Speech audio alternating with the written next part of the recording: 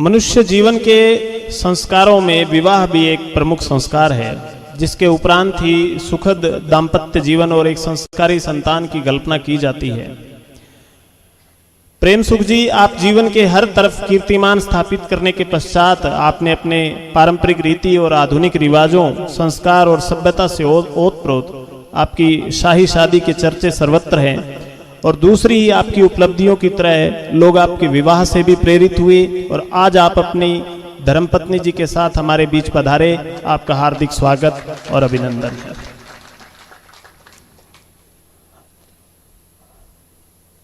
श्रीमान प्रेम सुख जी समाज के लिए अब किसी परिचय के मोहताज नहीं रहे हैं। आपने लगातार अपनी उपलब्धियों से न केवल समाज को गौरवान्वित किया, बल्कि अपनी व्यक्तिगत उपलब्धियों के अलावा समय समय पर आपने समाज के युवान भाई बहनों में जिस तरह से एक सकारात्मकता का प्रचार प्रसार किया और उनमें जिस प्रकार से ऊर्जा और एक नवीन उत्साह का आपने संचार किया, उससे असंख्य युवाओं को निश्चित रूप से प्रेरणा मिली है। श्रीमान प्रेम सुख जी, माइक दे दीजिए। स्वागत है। आपको भी बहुत बहुत धन्यवाद। धन्यवाद। और सबसे पहले मैं मंच पर विराजमान गुरुदेव राजेंद्रानंद जी, सचिनानंद जी और भाटिया आश्रम से सर यहाँ पर पधारे हुए हैं, भाई रवि, डॉक्टर अलका और रामेश्वर और दूसरे मेरे सभी साथी, आप सबको मेरा नमस्ते और प्रणाम। और साथ में मेरी अर्धांगिनी भानुश्री, आपको भी नमस्ते जी। इतने दिन तो अकेला था, तो गुरुजी जब भी फोन करते थे तब तुरंत है वो निकल के आ जाता था। आज लेट हो गई, तो लेट के लिए भी मैं आप सभी से क्षमा प्रार्थी हूँ। बहुत ही अच्छा लगता है जब भी यहाँ पर आते हैं, एक सुकून मिलता है और ऐसे शांति मिलती है। मैं रास्ते में आते समय है वो अलका, रामेश्वर, इन सभी के मैं सुन रहा था। मुझे ऐसा लगता है कि ये सब बोल चुके हैं, अब मेरे पास बोलने के लिए कुछ है नहीं। और बाकी के मैं हमेशा ही खूब सारा बोल चुका हूँ। तो गुरुदेव से भी मैं हमेशा निवेदन करता हूँ कि गुरुदेव, हमारे समाज में बहुत प्रतिभाएं हैं, हमें नए नए लोगों को यहाँ पर मौका देना चाहिए, नए नए लोग यहाँ पर आए और हमारे जो भाई और बहन हैं उनको बहुत सारा प्रोत्साहित करें और उनको नए चेहरे देखने को मिले। हमारा चेहरा पुराना हो चुका है। प्रेम सुख जी, आपने 14 प्रतियोगिताएं परीक्षाएं पास की है, तो हम 14 बार तो आपको बुलाने का हक रखते हैं अभी। ये आपका बड़प्पन है, थैंक यू। मैं 4-5 बातें आप सबके साथ में करूंगा। छोटी छोटी बातें हैं, उनमें से कुछ बातें हैं वो रिपीट भी हो जाएगी। सबसे पहले मैं जो संवाद स्थापित करूंगा वो यहाँ पर जो भी बड़े बुजुर्ग बैठे हुए हैं उनसे है वो मैं बातचीत करना चाहूंगा। देखिएगा, बार बार मैं एक ही बात बोलता हूं कि आपकी सबसे बड़ी संपत्ति आपके बच्चे हैं, आपकी संतान आपकी सबसे बड़ी संपत्ति है। और आप अपनी संपत्ति की जिस तरह से रखवाली करते हो, किसी के पास एक प्लॉट होता है ना, उसके भी 4 दीवारी करके रखते हैं कि कोई दूसरा कब्जा ना कर ले। तो आपकी सबसे बड़ी संपत्ति आपके बच्चे हैं और आपको अपने बच्चों की रखवाली करनी है। अब अपन रखवाली करेंगे कैसे? सबसे बड़ी दिक्कत यह है कि आज भी गांवों के अंदर एक दिक्कत सामने आती है, माँ बाप अपने बच्चों से कभी बात ही नहीं करते, उनको आती है शर्म, या उसके बारे में घर दूसरे कुछ बोलते हैं कि थारो टाबर तो बारे फिर है, जिन अबे के मारो के लियो रौन तो फिर वो कर ही ओ जाने रिंगा काम जाने, मैं तो आदि ले ली और बचूड़ी मारी कट जी। तो मैं आपको कहना चाहता हूं कि आज तक जो आपकी उम्र निकली है वो आपकी जवानी थी और मुश्किल समय आगे आ रहा है। और यदि आपके बच्चे सफल नहीं हैं तो आपको रात की नींद नहीं आने वाली है। तो सबसे परेशानी वाला जो समय है वो आपका आगे आने वाला है। इसलिए आपकी सबसे बड़ी संपत्ति आपके बच्चे हैं। आप अपने जीवन के अंदर अपना सबसे ज्यादा जो समय है वो अपने बच्चों को दीजिए, उसी में ही आपका जीवन सफल है। आगे वाला स्वर्ग या नरक तो किसने देखा है? यदि आपके बच्चे सफल हैं तो यही जीवन आपके लिए स्वर्ग बन जाएगा, और यदि परेशानी में है या कहीं पुलिस के चक्कर में फंस गए तो यही जीवन आपका नरक बन जाएगा।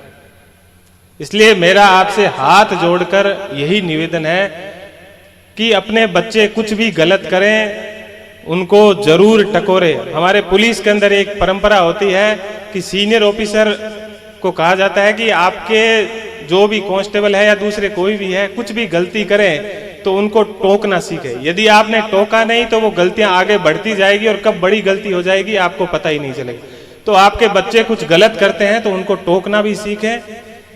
आजकल सबसे बड़ी दिक्कत क्या है कि सबके एक एक दो दो बच्चे हैं, तो ये भी एक बहुत बड़ी दिक्कत है। किसी को कुछ टोक दिया या कुछ कह दिया तो एक अलग टेंशन खड़ी हो जाती है कि कमरे में चला गया, कुछ इधर उधर ना कर ले कुछ। ये तो सबसे बड़ी चीज है कि अपने बच्चों को धीरज सिखाएं, धैर्य सिखाएं, उनको सिखाएं कि हम आपको कुछ कह रहे हैं तो आपके भले के लिए ही कह रहे हैं। तो अपने बच्चों के ऊपर आप विशेष रूप से ध्यान दें। ये जो बड़े बुजुर्ग यहाँ पर बैठे हैं उनसे मेरा इतना साक, एक छोटा साक आपसे निवेदन है कि आप अपने बाकी का जितना भी समय है उस समय में से काटकर अपना अधिकतर समय अपने बच्चों के साथ निकालें। उनके कोई दिक्कत आती है उनको देखिए, वो कहाँ उठता है, कहाँ बैठता है, किसके साथ जाता है, स्कूल जाता है कि नहीं जाता है, सुबह कितने बजे उठता है। आप उनकी सब चीजों का ख्याल रखिए और बहुत ही प्रेम से उसको है वो आप समझाइए। ये मेरा आप सभी से निवेदन है। दूसरा, यहां पर जो मेरे साथी भाई और बहन बैठे हैं उनसे मैं बातचीत करना चाहूंगा। उनसे मैं इतनी सी बात करना चाहूंगा कि हमारे पास कुछ भी नहीं है। हम इस पश्चिमी राजस्थान के निवासी हैं और यहाँ पर आंधियां चलती है, और ऐसा नहीं है कि मैंने कोई बहुत कुछ स्पेशल कर दिया। हम सबकी आर्थिक, सामाजिक, सांस्कृतिक सब स्थितियां एक जैसी है। आप सभी सरकारी में पढ़े होंगे, प्राइवेट में स्कूल में पढ़े होंगे, उससे कोई फर्क नहीं पड़ता। सरकारी जैसी प्राइवेट स्कूल है, सबकी स्थिति यहाँ पर एक जैसी है। तो हम सबकी स्थिति एक जैसी है और हमारे जीवन के अंदर सबसे बड़ा कोई परिवर्तन, कोई चीज ला सकती है तो वो है शिक्षा, एजुकेशन। एक बात मैं आपको कहना चाहूंगा कि अब हमें जो चीज बहुत ही अच्छी लगती है उससे हमारे जीवन में कहीं ना कहीं कुछ नुकसान होने वाला है, और जो चीज अपने को बहुत ही कठिन लगती है, मुश्किल लगती है, उससे हमारे जीवन में बहुत कुछ आगे चलकर सकारात्मक चीजें भी होने वाली है और बहुत बड़ा परिवर्तन भी होने वाला है। तो जो अच्छी लगने वाली चीजें हैं, मैं कुछ उदाहरण देके आपको बताऊंगा कि इस उम्र के अंदर अपने पास अच्छा मोबाइल हो, अपने पास अच्छी गाड़ी हो, अपने पास अच्छे कपड़े हो, ये सब चीजें अपने को बहुत अच्छी लगती है। अपन इंस्टाग्राम यूज करें, सोशल मीडिया पूरा अपन यूज करें, ये सब चीजें अपने को बहुत अच्छी लगती है। ये सब चीजें आपको पता है कि आगे चलकर परेशान करने वाली है। और इस समय अपने को सबसे मुश्किल कोई चीज लगती है तो वो लगती है पढ़ाई। सबसे मुश्किल लगती है, ऐसे लगता है कि छोड़ो ना यार। जब एग्जाम देके आते हैं तो उसके बाद में किताब को फेंक देते हैं कि चल इसका पीछा छोड़ा। 10वीं अधिकतर लोगों को गणित से डर लगता है, मैथमेटिक्स से, और जैसे ही 10वीं क्लास पूरी करते हैं तो सबसे पहले जैसे ही इंग्लिश का या मैथमेटिक्स का जो पेपर है वो पूरा होता है तो बुक को फेंकते हैं कि पीछा छूटा, आज के बाद इसके कभी हाथ ही नहीं लगाए। तो इसलिए मैं आपसे कहना चाहूंगा कि इस समय आपको जो चीजें सबसे मुश्किल लगती है वो आपके जीवन में बहुत बड़ा परिवर्तन लाने वाली है, और वो पढ़ाई है आपको जो सबसे मुश्किल लगती है, और यही आपके जीवन में सबसे बड़ा परिवर्तन लाने वाली है। हम आज इस जगह पर बैठे हैं तो हम कोई स्पेशल नहीं है, वो शिक्षा ही है जिन्होंने हमें यहाँ पर बिठाया है। आपकी तरह ही हम हैं, वही 2 आंख हैं, वही 2 कान है, वही, और फेस भी वैसा ही है, कोई स्पेशल नहीं है, कोई बहुत ज्यादा सुंदर या ऐसा चुनकर हमें यहाँ पर नहीं बिठाया, वैसे ही है। तो आपके जीवन में सबसे बड़ा परिवर्तन लाने वाली चीज है पढ़ाई। तो आप जितना पढ़ सकते हो, जितना सेक्रीफाइस कर सकते हो पढ़ाई के लिए, सब चीजों को कर डालिए, और अपना जितना कुछ आप कर सकते हो आप पढ़ाई के ऊपर अपना ध्यान दे लीजिए। मेरे भाई साथ में रवि बैठे हैं, मैं इनकी बात को बिल्कुल नहीं काटूंगा। जिस चीज में आपका शौक हो, जैसे इन्होंने यहाँ पर क्रिकेट यानी स्पोर्ट्स के अंदर आगे बढ़े, तो जिस चीज के अंदर आपका शौक है उस चीज के अंदर आप आगे बढ़िए, तो बहुत ही अच्छा रहेगा। और न केवल आपके लिए अच्छा रहेगा, आपके माँ बाप, आपका गांव, सब लोगों को आपके ऊपर नाज होगा, वो बहुत ही खुश होंगे सब। तो मेरा आपसे इतना ही निवेदन है कि आप खूब पढ़िए। बहुत मुश्किल लगेगा इस समय आपको पढ़ना। दूसरी तरफ जो मेरी बहनें बैठी हैं, उनसे मैं बार बार हर जगह एक बात बोलता हूं, और मुझे लगता है कि वो सबसे इंपॉर्टेंट बात है। आपके जीवन में परिवर्तन लाने का या आपको बराबरी दिलाने का एकमात्र जरिया है आपकी पढ़ाई। आप पढ़ोगे तभी आपको जीवन के अंदर आप अपने सपने पूरे कर पाओगे। ये चीज भले ही हम मंच के ऊपर बैठ के कितना ही बोल दें, लेकिन इस बात को आप अपने दिमाग में बिठा के रखिएगा कि आप पढ़ोगे नहीं तो समाज पुरुष प्रधान समाज है, और आपको कोई जीवन के अंदर दूसरा मौका नहीं मिलेगा, कोई जीवन के अंदर दूसरी अपॉर्चुनिटी नहीं मिलेगी। तो आपके लिए एक ही तरीका है पढ़ाई। तो घर वाले आपको पढ़ने का मौका देते हैं तो आप उनको ये बता दीजिएगा कि हाँ, हम किसी से कम नहीं। गोबर से पीछा छुड़वाने का एक ही तरीका है और वो है पढ़ाई। नहीं तो हर कोई यही चाहता है, आप किसी के भी घर चले जाइए, हर किसी का पुरुष प्रधान समाज है और उनके दिमाग में यही चलता है, बहू आए, गोबर डाले, पशुओं की सेवा करें। ये भी अपने जगह में अच्छी चीज है, लेकिन केवल बहू ही क्यों?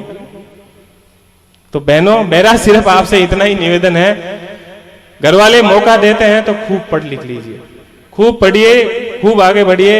एग्जाम्पल आपके सामने है, वो बैठे हैं। तो मेरा आपसे इतना ही निवेदन है कि आप खूब पढ़िए। दूसरा, मैं बार बार देखता हूं कई जगह पर सत्संग चलती है तो कोई बोलते हैं, या कहीं दूसरी जगह कुछ ऐसे वीडियोज आते हैं कि भाई किसी को मोबाइल नहीं रखना चाहिए, किसी को कुछ नहीं रखना चाहिए। मेरा सीधा सा आपको इतना सा संदेश है, वर्तमान समय में अपन किसी भी चीज के बिना नहीं रह सकते। अपन मोबाइल के बिना भी नहीं रह सकते, अपन सोशल मीडिया के बिना भी नहीं रह सकते। बस गीता की एक बात हमेशा ध्यान रखिएगा, गीता में भगवान श्री कृष्ण ने भी यही बात कही है कि आप अपने इंद्रियों को कभी भी मार नहीं सकते, उनको आप दबा नहीं सकते, उनको आप नियंत्रित कर सकते हो। तो सोशल मीडिया का यूज आप नियंत्रित कर सकते हो। आप अपने अंदर इतनी समझ पैदा कर लीजिएगा कि मेरे को क्या इसके अंदर करना है, क्या नहीं करना है, कब इसका उपयोग करना है, कब इसका उपयोग नहीं करना है। आप अपना स्टेटस अपने मोबाइल से या अपनी गाड़ी से साबित मत करिएगा। ये सब चीजें आपको जीवन में बाद में मिलने वाली है। आपको बढ़िया से बढ़िया गाड़ी भी मिलने वाली है, बढ़िया से बढ़िया मोबाइल भी मिलने वाला है, क्योंकि वो सब कुछ बाद में आप ही लेने वाले हो। उससे अब आप किसी को शोबाजी कर दोगे, बढ़िया आपके पास स्टंट वाली बाइक होगी, आप किसी को चला के और किसी को इम्प्रेस कर दोगे, उससे कोई फर्क नहीं पड़ने वाला है। बाद में भी आप वही बाइक लिए घूमते रहोगे। तो मेरा इतना ही निवेदन है कि आप अपना स्टेटस अपनी इन चीजों से साबित ना करें, आप अपना स्टेटस अपनी पढ़ाई से बनाएं। हो सकता है कि जब आप गांव से निकलोगे, आपके कंधे के ऊपर आटा होगा, या आप घर से अपना सामान लेके जाओगे, गांव के अंदर ग्वाड़ के अंदर बैठे 10 लोग आपको हंसेंगे कि फलाने वाला तो वही फिरा है। लेकिन वो आपका संघर्ष होगा, और उस संघर्ष का जो परिणाम होगा, उसके बाद में वो जो इस तरह से कहने वाले लोग थे, वो भी छुपके कहेंगे कि यार बंदे ने बहुत मेहनत की। तो उनसे आप कभी मत घबराइएगा कि पता नहीं मैं गांव की ग्वाड़ से या चौपाल से निकलूंगा तो कौन क्या कहेगा, कोई फर्क नहीं पड़ता। आप हमेशा ध्यान रखिएगा, दुनिया पैदल को भी हंसती है और दुनिया चढ़े हुए को भी हंसती है। तो अपने को तो जो सही है वो करना है, और अपने लिए जीवन के अंदर एकमात्र शॉर्टकट है किसी भी चीज को पाने का, वो है पढ़ाई, और पढ़ाई के अंदर खूब सारी मेहनत। उसके अलावा अपने पास कुछ भी नहीं है। कोई किसी चीज का कोई शॉर्टकट नहीं है, और हर व्यक्ति की अपनी खासियत होती है। कोई पढ़ाई में बहुत होशियार होता है, कोई बहुत कमजोर होता है, या कोई, मैं खुद कभी होशियार नहीं रहा। ऐसा नहीं है कि मुझे सब जगह सफलता मिली। मैं तो खुद मेडिकल के अंदर डॉक्टर बनना चाहता था, नहीं बना, फेल हो गया। कांस्टेबल की भर्ती के अंदर भी दौड़ा था, कांस्टेबल भी नहीं बना। तो उससे कोई फर्क नहीं पड़ता। आप पढ़िएगा, जितना हो सके पढ़िएगा। जो गट्टे पे बैठ के, चौपाल में बैठ के, एक हाथ के अंदर जो खैनी लगाते हैं, जर्दा लगाते हुए कुछ भी बोलते हैं, उससे कोई फर्क नहीं पड़ता। उनकी बातों से फर्क पड़ता तो वो जीवन में बहुत आगे जाते। अधिकतर बच्चे मेरे को कहते हैं कि साहब गांव वाले हंसते हैं, ये होता है। मैंने कहा, क्या फर्क पड़ता है उससे हंसने से? लोगों का काम ही हंसना है। तो मेरा इतना ही निवेदन है, खूब पढ़िए, कभी भी इन चीजों से डिमोरलाइज मत होइए, आग अपने अंदर रखिए। मैं यहां पर बोलूंगा, उससे हो सकता है कि आप बहुत ज्यादा मोटिवेटेड थोड़ी सी देर के लिए हो जाओगे, लेकिन हमेशा तो नहीं रह पाओगे। अपने अंदर होनी चाहिए आग कि नहीं, मुझे तो ये करना है। और कुछ करने के लिए आपको बहुत कुछ सेक्रीफाइस भी करना पड़ता है, बहुत सी चीजें आपको छोड़नी भी पड़ती है, बहुत से फंक्शन छोड़ने पड़ते हैं, बहुत सी चीजें छोड़नी पड़ती है, बहुत से लोगों से सुनना पड़ता है। तो ये सब चीजें अपने को जीवन में करनी पड़ेगी। ये आपका त्याग है, और उसके बाद में सफलता मिलेगी, तभी तो मजा आएगा। इसलिए इतना ही निवेदन है, बार बार मैं आपसे इतना ही निवेदन करूंगा कि अपने जीवन के अंदर परिवर्तन लाने वाला कोई एकमात्र जरिया है, तो वो है शिक्षा। और जब भी मैं यंग जनरेशन से, बच्चों से, मुझे बहुत ही मजा आता है। जहां पर भी बुलाते हैं, जब मुझे टाइम मिलता है, मैं जरूर कोशिश करता हूं जाने की, और बहुत ही अच्छा लगता है। उनसे मिलता हूं, उनसे बातचीत करता हूं। तो आज के बाद इतना आप देख लीजिएगा कि अपने बच्चों को खूब सारा टाइम दीजिए, बच्चों को आगे बढ़ाइए। कोई जरूरी नहीं है वो आईपीएस बने, आईएएस बने, डॉक्टर बने और कुछ दूसरा बने। वो पढ़ लिख लिया, आपका घर खुश है तो आप खुश हो, तो सब कुछ आपके लिए यहीं पर है। तो इतना सा एक निवेदन है कि अपने बच्चों को खूब पढ़ाइए। और दूसरी चीज जो एक नशे वाली मैं कहना चाहूंगा, बहुत खराब सिचुएशन है, बहुत ही खराब स्थिति है। लोग पता नहीं कैसे चीजों को कह के टाल देते हैं कि टावर है, थोड़ा सा कीन कर लियो लो। बहुत ही खराब स्थिति है, समाज का नाम बदनाम हो रहा है। हो सकता है आपके पास पैसा नहीं होगा, कुछ प्रोग्राम, कुछ चीजें अपन कम कर लेंगे। इस तरह से खराब तरीके से पैसा कमा के और बहुत कुछ कर भी लेंगे तो क्या उखाड़ देंगे, कुछ नहीं कर पाएंगे। तो मेरा इतना सा ही निवेदन है, अपने को जरूरत नहीं है ज्यादा पैसे की या किसी भी चीज की। ये अपने बच्चों का ध्यान रखिएगा। मैं आपको बता दूं, ये सांचौर एरिया का तो बोलते हैं कि सांचौर जोधपुर धीरे धीरे नोखा की तरफ भी आ रहा है। मुझे तो पता है, मैं पुलिस के अंदर हूं।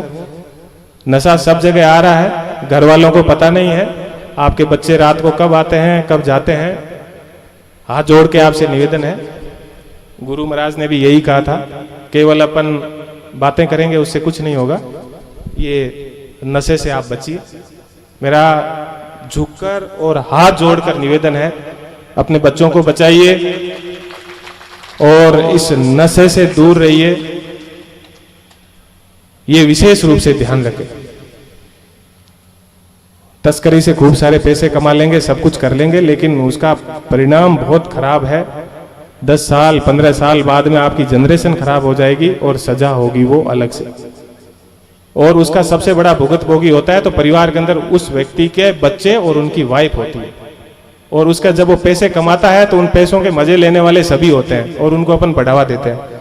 तो इसलिए मेरा पुनः निवेदन है कि अपने बच्चों को नशे से दूर रखें। भले ही अपने पास पैसा ना हो, कुछ भी ना हो, लेकिन अपने पास बहुत कुछ होगा, अपना स्वास्थ्य होगा। यही कहा गया है कि पहला सुख निरोगी काया। तो मेरा इतना सा ही निवेदन है। बहुत सारा मैंने टाइम लिया, आप लोग सुबह से यहाँ पर बैठे होंगे। इतनी सी बात के साथ मैं वो मेरी वाणी को विराम दूंगा। अभी एक छोटा सा क्वेश्चन है आपके लिए। एक चूंकि हम लोग YouTube चैनल के माध्यम से भी कुछ प्रश्न आमंत्रित करते हैं, तो मनोहर लाल जी जानी है, वर्तमान में लेखाकार हैं, तहसील कार्यालय गुड़ामलानी बाड़मेर से हैं। उन्होंने आपके लिए एक प्रश्न छोड़ा है कि सर, मैं सरकारी सेवा में हूँ, ड्यूटी, परिवार और सामाजिक कर्तव्य के निर्वहन के साथ साथ किस प्रकार अपने आप को समायोजित करूँ कि RAS के लक्ष्य तक पहुँच सकूँ। यदि मैं अवकाश पर जाऊँ तो RAS की भर्ती प्रक्रिया भी बहुत लंबी चलती है और एक बार मैं RAS मेंस 2018 क्लियर भी कर चुका हूँ। कृपया मेरा मार्गदर्शन करें। सबसे पहले तो अपने भाई का नाम मनोहर बोला जी, मनोहर। तो मनोहर को मेरा उज्जवल भविष्य के लिए शुभकामनाएं। कि वो आरएस बने और जो उनकी मनोकामना है वो पूरी हो। सबसे बड़ी बात यह होती है कि मैंने खुद ने भी मेरे जो परिवार की आर्थिक स्थिति या सब चीज़ें देखकर इसी तरह से है वो पढ़ाई की थी। मेरा उनसे इतना ही निवेदन है, आप अपनी आराम से नौकरी करते रहें और आपको जीवन के अंदर जो भी जितना भी टाइम मिले, आपकी आर्थिक पृष्ठभूमि देख लीजिए कैसी है कि आप छुट्टी ले सकते हो, आपके परिवार को कोई दिक्कत नहीं है तो बहुत अच्छी बात है। अदरवाइज आप अपनी नौकरी के साथ जब भी आपको फ्री टाइम मिले आप उस फ्री टाइम के अंदर पढ़ते रहिए। पढ़ने के लिए बहुत सी जगह होती है, जरूरी नहीं है कि जब भी अपन कुछ चीज़ पढ़ते हैं याद नहीं होती है तो छोटी सी डायरी मैं हमेशा खुद मेरी पॉकेट के अंदर रखता था, जो भी चीज़ मुश्किल लगती थी उसमें नोट कर लेता था। और जब दोस्तों के साथ बैठते हैं, गप मारते हैं या कहीं पर जाते हैं तो कई बार ऐसा होता है कि कुछ भी मन नहीं लगता, तो वो डायरी ऐसे ही खोल लेते थे और उसको पलटते रहते थे, तो कुछ न कुछ याद होता रहता था, तो वो भी अपना समय खराब नहीं होता है। तो इस तरह से भी आप अच्छे से, और दूसरा जितने भी आपके सामाजिक फंक्शंस होते हैं या दूसरी जो भी चीज़ें होती है उन चीज़ों के ऊपर थोड़ा सा आप अपने आप को नियंत्रित करें। जरूरी नहीं है, एक अपने बिश्नोई समाज के अंदर या सबको खाने का बड़ा शौक होता है, तो जैसे ही कहीं पर कोई अड़ोसी पड़ोसी के या कहीं पर कोई है वो शादी विवाह होता है तो घर वाले तुरंत फोन करते हैं कि आ जाना भाई, आज वहाँ पे जीमन है। अरे भाई जीमन तो जिंदगी भर रहेगा, चलता रहेगा, आपका बच्चा पढ़ रहा है, ऐसा क्या है जीमन के अंदर कि आपने उसको फोन करके है वो बुला लिया। तो ये एक समस्या है, सब जीमन के अंदर बुला लेते हैं या कहीं पर। तो मेरा इतना सा निवेदन है कि इन सब चीज़ों को कम करके, और आपको खूब सारा टाइम मिलेगा, उस टाइम के अंदर खूब सारा पढ़िए, खूब लिखिए, लिख लिख के खूब सारा अभ्यास करें। और हर व्यक्ति अपने आप में यूनिक होता है, कोई जरूरी नहीं है कि आप दूसरे की कॉपी करें। अपनी जो मजबूत पक्ष है उनको पहचानें और अपने जो कमजोर पक्ष है उनके ऊपर खूब सारा काम करें और मजबूत पक्ष को भी है वो आगे बढ़ाएं। और जहाँ तक आरएस सिविल सर्विस की मैं बात करूंगा तो उसका इतना ही फंडा होता है, उनके पेपर बहुत लेंदी आते हैं, बहुत लंबे आते हैं, तो जितना हो सके उतनी रिटर्न प्रैक्टिस करें और शॉर्ट के अंदर उत्तर लिखना सीखें। पेपर कभी भी ना छोड़ें और जितने ज़्यादा हो सके उतने वो मॉक जो एग्ज़ाम है वो अपने जो भी टेस्ट पेपर है वो ज़्यादा से ज़्यादा दें। और जो भी सिलेबस है, सिलेबस हमेशा अपने पास रखें और अकॉर्डिंग टू सिलेबस है वो पढ़ाई करें। जी, बहुत बहुत धन्यवाद। आज आप यहाँ पर अपनी धर्मपत्नी जी के साथ पधारे। आपके सुखद दाम्पत्य जीवन की हम सभी कामना करते हैं और मैं उम्मीद करता हूँ कि आपने भी समाज से जो अपील की है उस अपील का एक बहुत व्यापक असर हमें देखने को मिलेगा, क्योंकि किसी इतिहासकार ने लिखा है कि युद्ध की जो अंतिम गोली है वो अंतिम रूप से एक महिला को ही चोट पहुंचाती है। तो उसी प्रकार जो समाज की कोई भी बुराई है वो अंतिम रूप से अगर सबसे ज़्यादा किसी को प्रभावित करती है तो वो एक महिला को ही प्रभावित करती है।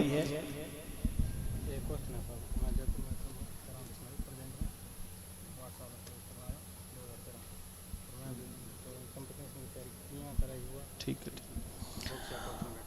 कुछ 12वीं क्लास के बच्चों के प्रश्न थे, वो प्रेम सुख जी से जानना चाहते थे कि सिविल सर्विसेज की जो तैयारी है उसका उपयुक्त समय कौन सा है, कब से उन्हें तैयारी शुरू कर देनी चाहिए। मैं ये कहना चाहूँगा कि सिविल सर्विस के लिए कोई ऐसा फिक्स समय नहीं होता है, आदमी जब जागे तभी सवेरा है। और विशेष रूप से यदि कोई आदमी, क्योंकि वर्तमान समय की अच्छी बात यह है कि बच्चे, हम तो इतना जानते नहीं थे और अभी बच्चे अच्छा है कि इतना ज़्यादा है, वो सिंसियर भी हो गए हैं अब और ज़्यादा ध्यान भी रखते हैं। तो मेरा उनसे यही कहना है कि सिविल सर्विस भी कोई अलग से या ऐसा कुछ भी नहीं है, जब भी अपनी पढ़ाई करें, क्योंकि सिविल सर्विस की तैयारी भी करते हैं तो उस समय भी यही बोलते हैं कि भाई आप 6th क्लास से लेकर 12th क्लास तक की एनसीईआरटी आप अच्छे से पढ़िए। तो मेरा यही कहना है कि अपनी पढ़ाई को करते रहें और जिस अपनी पढ़ाई को कर रहे हैं उनको बहुत ही अच्छे से करें, तो आगे जाकर वही चीज उनके काम आने वाली है। एग्जाम में भी अपन उतनी ही लिख पाएंगे। तो 10th क्लास के अंदर है तो 10th क्लास को अच्छे से करें, उसके बाद थोड़ा सा सिविल सर्विस के प्रति सिंसियर हो जाएं और अपनी जो एनसीईआरटी है उनको अच्छे से पढ़ें और उसके साथ साथ चारों तरफ क्या हो रहा है उसको देखता रहे। उसके लिए बहुत ही अच्छा तरीका होता है कि घर के अंदर टीवी होती है, बिना टीवी कोई नहीं रह सकता। अपन कहेंगे कि भाई घर के अंदर टीवी नहीं रखेंगे तो ये इम्पॉसिबल, ये अव्यवहारिक बात है। टीवी होगी अब घर के अंदर, मोबाइल भी होगा, तो उसका सबसे अच्छा तरीका ये है कि राज्यसभा टीवी आती है, शाम को घंटा आधा घंटा राज्यसभा टीवी देखें। उनके अंदर बहुत ही अच्छे अच्छे मुद्दे होते हैं, उनके ऊपर बहस होती है, उनको देखें तो उनको चारों तरफ क्या हो रहा है या देश के अंदर क्या हो रहा है उनके ऊपर है वो उनको जानकारी होगी, बीबीसी आती है, आधा घंटा बीबीसी शाम को सुन ले।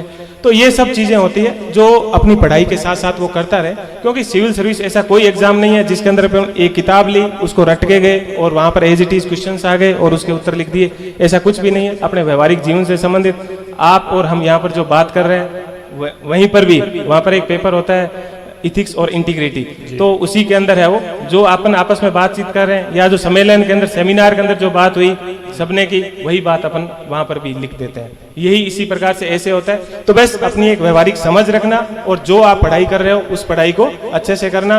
और साथ में मेरा इतना सा सबसे निवेदन होता है, अपने परिवार की स्थिति को देखकर कई बार अपन क्या होता है कि बहुत ज्यादा भावुक हो जाते हैं, भाई मैंने यहाँ पर कह दिया तो बस अब तो मैं जाके है वो 1 मिनट के अंदर ये सब कर लूँ। ऐसा करने की जरूरत नहीं है, ये कोई एक दिन का काम नहीं है।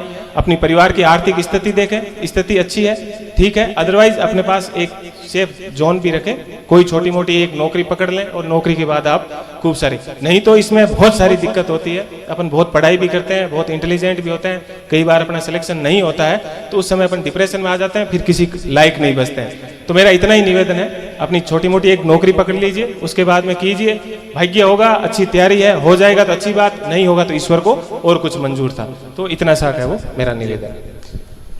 जी बहुत बहुत धन्यवाद।